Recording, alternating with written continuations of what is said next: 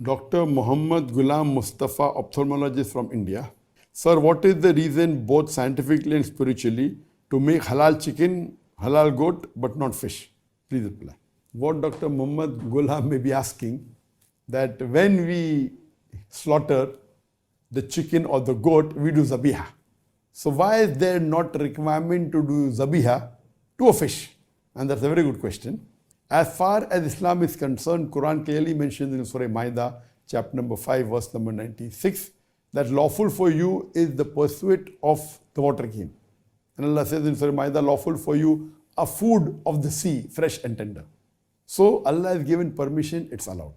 And there are various hadith that also says that amongst the dead animal, the only two that are permitted, it is the fish and the locust.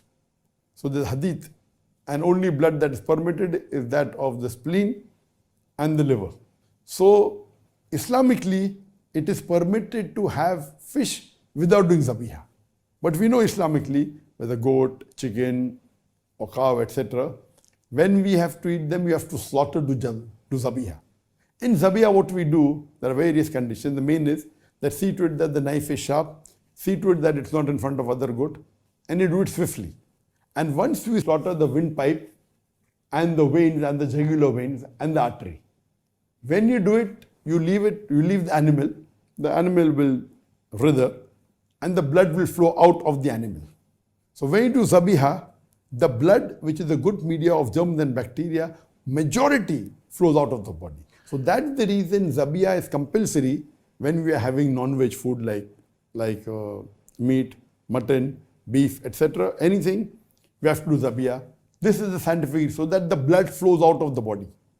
When the blood flows out of the animal's body, there are less germs and bacteria, because blood is a very good medium of germs and bacteria. So it keeps the mutton or the chicken fresh for longer time. If you have slaughtered by the Islamic method of zabiya, a goat or a sheep or a cow or a chicken, it will stay for a longer time because blood is a very good media of germs and bacteria. So in the normal cases, that if you don't do zabiya, the blood remains in the body of the animal and even the disease remains and high chances of you getting the disease. So Islamic slaughtering, zabiya is a must for non-veg. Now the question posed is, why not zabiya for fish? Because fish is sea life and goat and sheep, they are animals. They don't live in water. The difference in the system is that in the fish, there are gills. And when the fish dies, it gasps. When it gasps, the gills, it sucks all the blood into the gills. So in a fish, when a fish dies, when a fish is brought outside water, it struggles and you find it writhing and then it dies.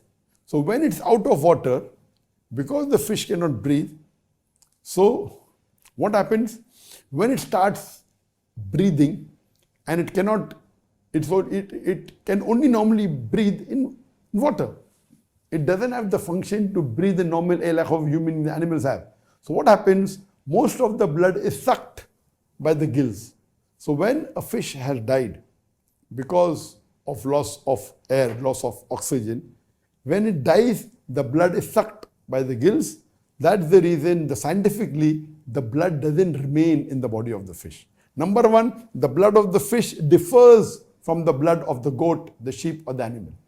It's not as much of bacteria and toxins as the blood of the goat, the cow, the sheep. And secondly, the blood is sucked.